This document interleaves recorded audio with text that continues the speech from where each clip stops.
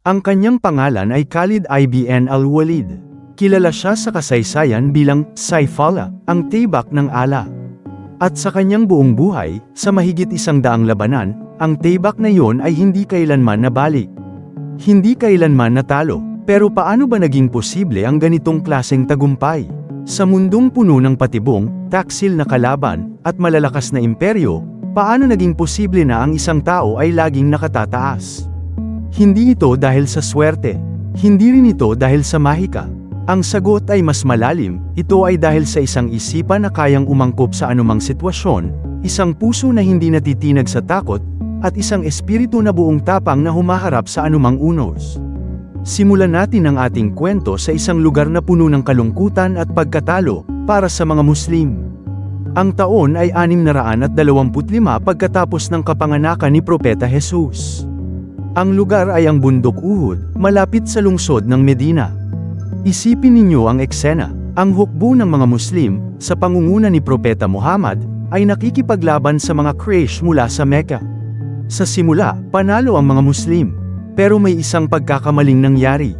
Ang mga mamamana na inatas ang bantayan ng 100 sa bundok ay umalis sa kanilang pwesto dahil sa sobrang tuwa sa nakuhang mga samsam. Doon pumasok ang isang general ng mga Quraysh. Isang lalaking napakabilis mag-isip at napakagaling sa larangan ng digmaan. Siya nga si Khalid ibn al-Walid. Sa oras na yon, si Khalid ay hindi pa kapanalig ng propeta. Siya ay kalaban. Nakita niya ang kahinaan ng depensa ng mga Muslim. At tulad ng isang agila na sumisila sa kanyang biktima, sinugod niya ang mga Muslim mula sa likuran. Ang tagumpay ng mga Muslim ay napalitan ng matinding pagkalugmok. 70 mga kasamahan ni Propeta Muhammad ang nasawi, at siya mismo ay nasugatan. Sa labanang iyon, ipinakita ni Khalid ang kanyang tatak bilang isang commander, ang kakayahang makakita ng butas sa depensa ng kalaban sa isang iglap, at ang tapang na salakayin nito ng walang pag-aalinlangan. Ngunit ang mundo ay may magandang plano para kay Khalid. Makalipas ang ilang taon, nagbago ang kanyang puso. Nakita niya na ang katotohanan ay nasa panig ng kanyang dating kalaban. Noong 8 taon ng Hijra, ang paglipat ni Propeta Muhammad sa Medina, isang mahalagang pangyayari ang naghatid kay Khalid sa Islam.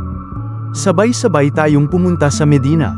Isipin natin si Khalid na pumapasok sa harapan ng propeta. Hindi siya lumapit bilang isang mapagmataas na general, kundi bilang isang taong naghahanap ng katotohanan. At tinanggap siya ng propeta ng may bukas na mga bisig. Mula sa araw na yon, hindi na itinutok ni Khalid ang kanyang talam sa mga Muslim. Sa halip, ang kanyang galing ay ginamit na niya para ipagtanggol ang kanyang bagong pananampalataya. Sinabi raw ng propeta noong mga pagkakataong yun, dumating sa inyo si Khalid ibn al-Walid. Siya ang pinakamabait na kapatid at pinsan. Kayo ay salubungin ninyo siya ng may paggalang. Siya ay isang maharlika sa aming angkan. At sa isa pang pagkakataon, binigyan siya ng propeta ng titulong mananatili sa kanya magpakailanman. Si Khalid ay isang tibak mula sa mga tibak ng ala. Pinatalam siya ng ala laban sa mga hindi naniniwala. Mula noon, si Khalid ibn al-Walid ay hindi na lamang isang mandirigma. Siya ay naging Saifullah, ang tibak ng Diyos. Hindi nagtagal, dumating ang pagkakataon upang patunayan ni Khalid ang kanyang bagong titulo. Ang lugar ay ang Muta, sa kasalukuyang Jordan. Isang maliit na hukbo ng mga Muslim, mga 3,000 lamang, ang ipinadala upang makipag-usap sa mga tribong Arabo na kaalyado ng Imperyong Romano. Pero hindi usapan ang nangyari. Hinarap nila ang isang malaking hukbo, ang sabi ng mga historiador, umaabot sa 200,000 mga kawal ng Roma at mga Arabong tribo na sumusuporta sa kanila. Iyan ay parang isang tao laban sa 60. Isipin ninyo ang takot. Isipin ninyo ang bigat ng sandata. Sa unang araw ng labanan, sunod-sunod na nahulog ang mga commander ng mga Muslim. Si Zaid ibn Haritha, si Jafar ibn Abi Talib, ang pinsan ng propeta, at si Abdullah ibn Rawaha. 3 magigiting na pinuno, isa-isang namatay sa gitna ng labanan. Para sa isang ordinaryong hukbo, ito na ang hudyat ng pagkatalo. Ito na ang senyales para umuwi at isalba ang sarili. Pero hindi ganoon ang mga kasama ni Khalid. Nang makitang nag-aalangan na ang mga sundalo, walang pag-aalinlangang kinuha ni Khalid ang bandera ng hukbo. Sa sandaling yon, hindi siya gumawa ng milagro. Hindi siya lumipad.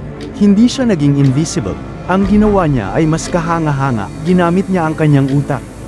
Napagtanto ni Khalid na kung itutuloy nila ang isang harapang labanan, sila ay magigiba. Kaya sa gitna ng dilim ng gabi, gumawa siya ng isang mapanganib na plano. Inutusan niya ang ilang grupo ng mga kabalyero na magpalit-palit ng posisyon.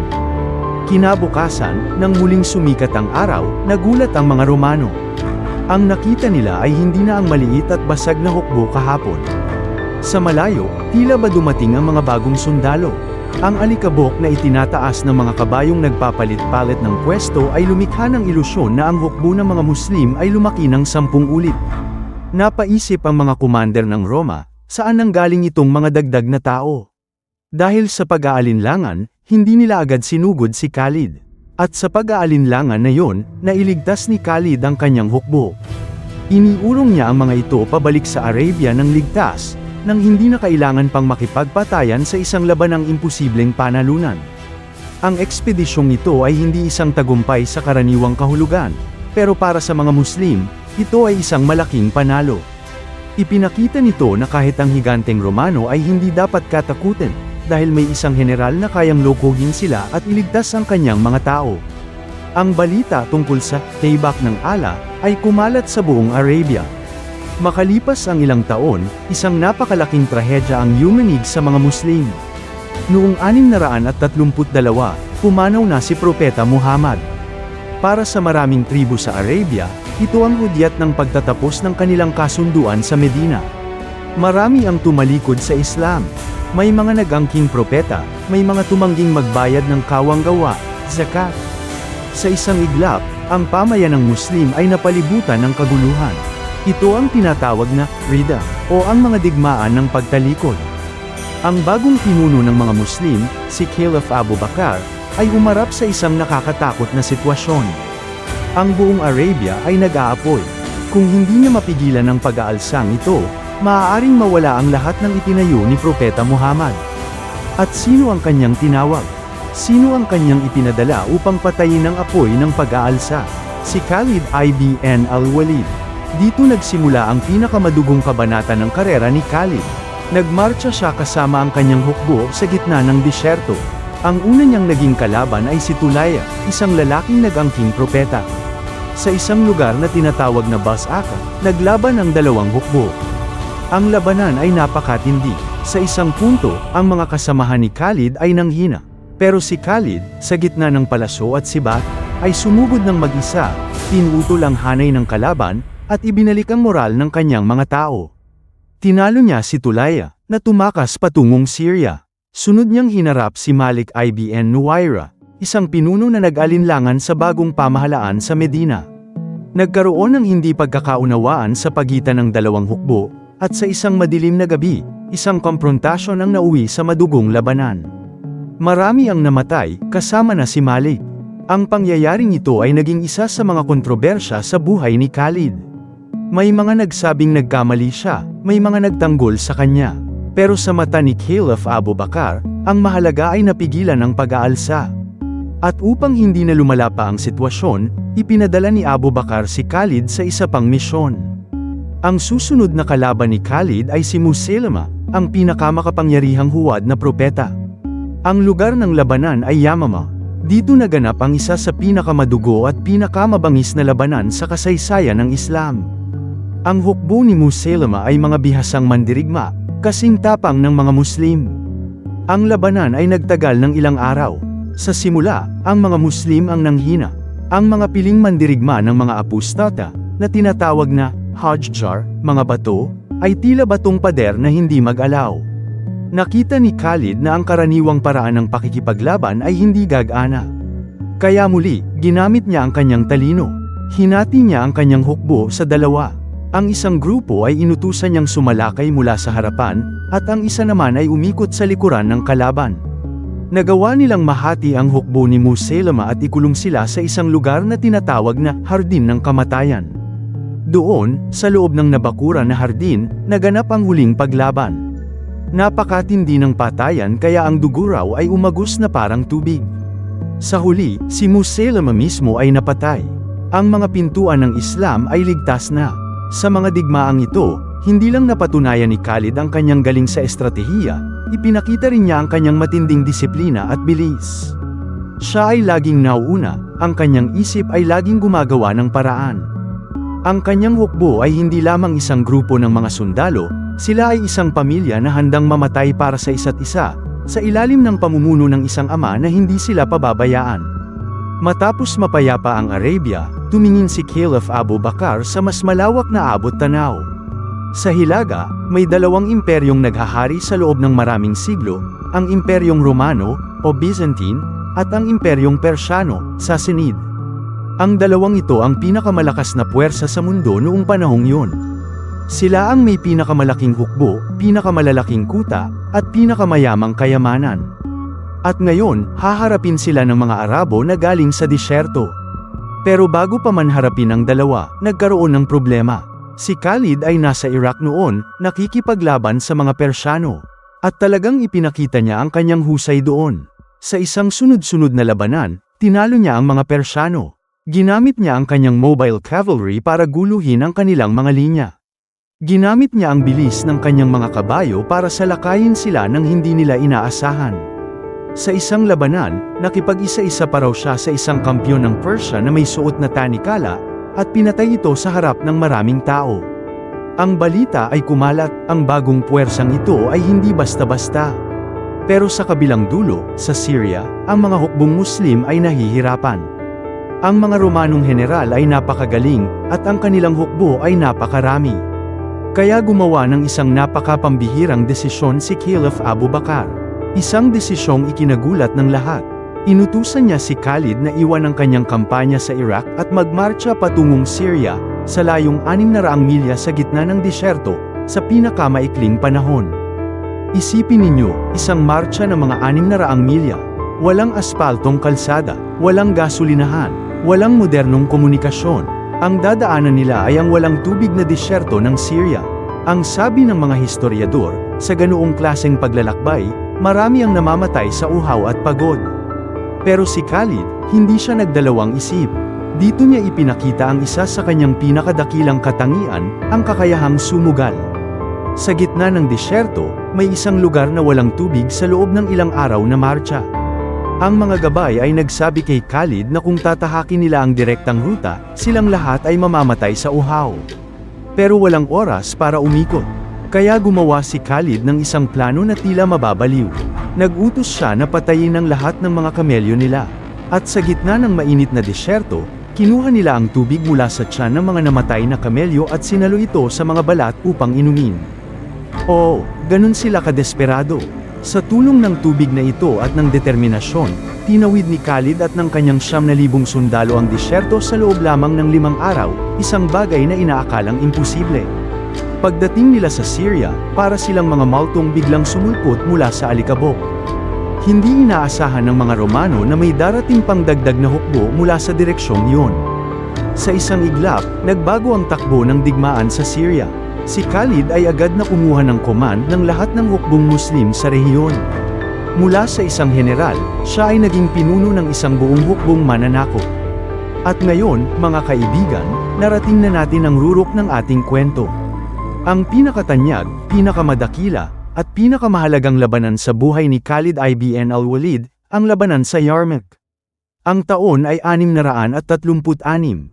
Ang lugar ay isang malawak na kapatagan malapit sa Ilog Yarmouk, sa kasalukuyang hangganan ng Syria at Jordan.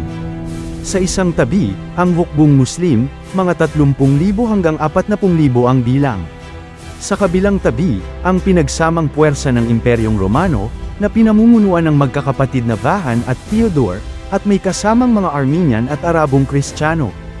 Ang bilang nila, ayon sa mga tala, umaabot sa 100,000 hanggang 200,000. Ang pinakamalaking hukbong nilapag ng Roma sa loob ng maraming siglo. Isipin ninyo ang eksena. Ang kampo ng mga Romano ay napakalawak, puno ng makikintal na baluti, ng mga toldang may bandila ng krus, ng mga pari na nagbabasbas sa mga sundalo. Ang kampo naman ng mga Muslim ay simple, tahimik, puno ng panalangin at determinasyon. Sa loob ng ilang linggo, nagkaroon ng mga palitan ng sulat at maliliit na labanan. Sinubukan ng mga Romano na hatiin ang mga Muslim sa pamamagitan ng pangako ng salapi at kapangyarihan, ngunit nanatiling matatag ang pananampalataya ng mga kawal ni Khalid. At dumating ang araw ng labanan. Ika-15 ng Agosto taong 636, isang mainit na araw sa disyerto. Sa simula, ang mga Romano ang umatake. Sila ay sumugod na parang alon ng bakal. Napakalakas ng kanilang unang pagsalakay kaya yumanig ang linya ng mga Muslim.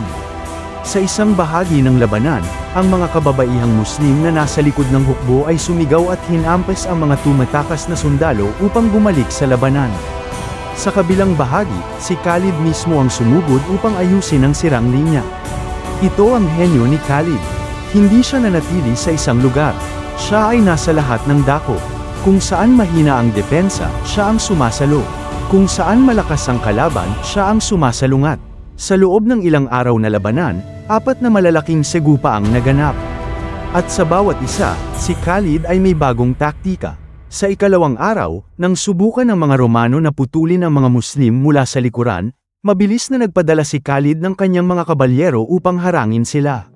Sa ikatlong araw, nang akalain ng mga Romano na mananalo na sila, biglang sumugod ang isang piling pangkat ng mga mangangabayo ni Khalid at pinaslang ang isa sa mga commander ng kalaban, na nagdulot ng kalituhan sa kanilang hanay. Ngunit ang pinakamatalinong hakbang ni Khalid ay sa huling araw ng labanan. Napansin niya na ang disiplina ng mga Romano ay nakadepende sa kanilang mga commander. Napansin din niya na sa sobrang dami nila, nagkakasiksikan sila sa isang bahagi ng larangan. At may isa pang bagay siyang napansin, ang hanging nagmumula sa disyerto. Noong ika-20 ng Agosto, habang umiinit ang labanan, biglang lumakas ang hangin. Ang alikabok ay tumama sa mga mata ng mga Romano. Hindi nila makita ang kanilang mga kalaban. Sa pagkakataong yun, inutusan ni Khalid ang isang grupo ng kanyang pinakamabibilis na kawal na lusutan ang mahinang bahagi ng depensa ng mga Romano at sirain ang tulay sa likuran nila. Ang tulay na siyang tanging daan pabalik. Nang makitang wala ng takas, at habang patuloy na nananalasa ang hangin, sumigaw si Khalid ng isang utos na nagpabago sa takbo ng kasaysayan. Inutusan niya ang lahat ng kanyang kabalyero na sabay-sabay na salakayin ang gitna ng hukbong Romano. Isipin ninyo ang eksena, ang mga kabayong kumikawala sa gitna ng unos. Ang mga sigaw ng Allahu Akbar na bumabasag sa ugong ng hangin. Ang mga Romano, na ilang araw nang lumalaban, pagod at nabulag ng alikabok, ay biglang nakita ang kanilang mga linya na nagkakawatak-watak. Ang mga commander ay napatay. Ang tulay ay wala na. At sa likuran nila ay ang malalim na bangin ng ilog Yarmouk. Sa sandaling yun, ang malaking hukbong Romano ay nagulo. Sila ay nagkakagulo, nagtatakbuhan, at marami ang nahulog sa bangin. Ang Imperyong Romano, na naghari sa Syria sa loob ng 700 taon, ay gumuho sa loob lamang ng ilang oras. Ang labanan sa Yarmouk ay hindi lang isang tagumpay, ito ay isang ganap na pagwasak. Ipinakita nito ang rurok ng strategic brilliance ni Khalid, ang kanyang pasensya, ang kanyang pag-alam sa kalaban, ang kanyang paggamit ng terrain at panahon, at ang kanyang kakayahang magbigay ng isang matinding, nakamamatay na huling suntok. Matapos ang Yarmouk, sunod-sunod na bumagsak ang mga lungsod sa kamay ng mga Muslim. Ang Damascus, ang Baalbek, ang Homs, ang Jerusalem, lahat sila ay nasakop sa ilalim ng pamumuno ni Khalid. Ang pangalan ni Khalid ibn al-Walid ay naging katakutan ng mga tao, at naging inspirasyon ng kanyang mga kasamahan. Ngunit ang kwento ng isang bayani ay hindi laging nagtatapos sa masayang awit. May mga pagsubok na darating na hindi niya kayang lampasan gamit ang espada. Pagkamatay ni Caliph Abu Bakar, si Umar ibn al-Khattab ang naging bagong pinuno ng mga Muslim. Si Umar ay isang mahusay na leader, pero iba ang kanyang pananaw kumpara kay Abu Bakar. Natatakot siya na baka ang mga tao ay mas masyadong maniwala kay Khalid kaysa sa Diyos. Natatakot siya na baka ang tagumpay ay mauwi sa pagmamataas. Kaya gumawa siya ng isang napakabigat na desisyon. Tinanggal niya si Khalid sa kanyang posisyon bilang pinakamataas na commander ng hukbo sa Syria. Isipin ninyo ang bigat ng balitang yon.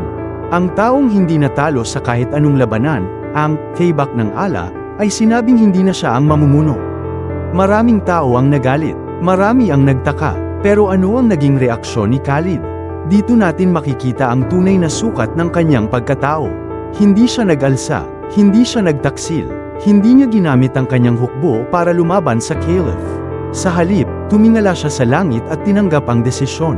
Buong puso siyang nagpatuloy na lumaban bilang isang ordinaryong sundalo sa ilalim ng bagong commander. Ipinakita niya na ang kanyang katapatan ay hindi sa kanyang posisyon, hindi sa kanyang dangal, kundi sa kanyang pananampalataya at sa kanyang pamayanan. Sa mga sumunod na taon, nanatili si Khalid sa Syria. Pero unti-unting nawala sa eksena ang dating hindi matalo na general. Hindi dahil natalo siya sa labanan, kundi dahil dumating ang isang kalaban na hindi kayang talunin ng kahit anong espada, ang kamatayan. Noong 642, sa lungsod ng Homs sa Syria, nagkasakit si Khalid. Sa kanyang huling mga sandali, hindi niya inisip ang kanyang mga tagumpay. Hindi niya inisip ang mga kayamanang kanyang nakuha. Ang sabi niya sa kanyang higaan, wala ni isang gabi ang dumaan sa akin na hindi ako inalok ng kasayahan at kayamanan, ngunit mas pinili ko ang labanan kaysa sa pagtulog. At sa isa pang pagkakataon, umiyak siya. Tinanong siya kung bakit siya umiiyak. Sumagot siya, dahil nakipaglaban ako sa napakaraming labanan, at sa bawat isa, ang aking katawan ay walang kahit isang dangkal na walang peklat mula sa sibat o espada. Ngunit ngayon, mamamatay ako sa aking higaan na parang isang kamelyong namamatay sa sakit. Hindi ako mapayapa ang mga mata ng mga duwag. Namatay si Khalid ibn al-Walid sa edad na mga 50 o 60. Iniwan niya ang isang pangalan na hindi makakalimutan ng kasaysayan. Iniwan niya ang isang record na hindi pa napapantayan, mahigit 100 labanan, at walang isa man na natalo. Mga kaibigan, ano ang matututunan natin sa kwento ni Khalid ibn al-Walid? Una, ang tunay na lider ay hindi ipinanganak na lider. Si Khalid ay nagsimula bilang kalaban, ngunit natuto siyang makinig sa katotohanan at magbago. Ang kakayahang umamin ng pagkakamali at yakapin ang bago ay tanda ng isang malawak na pag-iisip. Pangalawa, ang talino ay mas mahalaga kaysa lakas. Sa bawat labanan, hindi siya sumugod ng basta-basta. Siya ay nag-isip, nagplano, umintindi ng kanyang kalaban, at gumamit ng kanyang kapaligiran. Ang kanyang mga estratehiya ay pinag-aaralan pa rin hanggang ngayon sa mga paaralang militar sa buong mundo. Pangatlo, ang tunay na kadakilaan ay nasa paglilingkod, hindi sa kapangyarihan. Nang siya ay tinanggal sa pwesto, hindi siya nagalit. Ipinakita niya na ang kanyang layunin ay hindi ang maging sikat, kundi ang maglingkod sa kanyang pananampalataya at sa kanyang bayan. At sa paggawa niyon, naging mas dakila pa siya kaysa noong siya ay nasa kapangyarihan. Si Khalid ibn al-Walid ay isang paalala na ang kasaysayan ay ginagawa ng mga taong may tapang na mangarap, talino na umunawa, at puso na magtiwala sa Diyos. Ang kanyang espada ay maaaring kalawangin na ngayon, at ang kanyang buto ay maaaring naging alabok na, ngunit ang kanyang alamat ay patuloy na nagbibigay inspirasyon sa mga henerasyon. Salamat sa inyong pakikinig. Sana ay may natutunan kayo at naging inspirasyon ang kwentong ito. Huwag kalimutang mag-subscribe para sa marami pang kwentong tulad nito. Hanggang sa muli, mga kaibigan. Paalam!